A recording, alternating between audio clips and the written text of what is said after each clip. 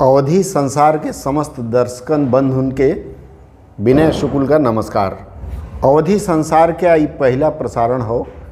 ई प्रसारण में हम धीरे धीरे साहित्य, धर्म, संस्कृति, भाषा और अन्य चीज़न के विवरण प्रस्तुत करब।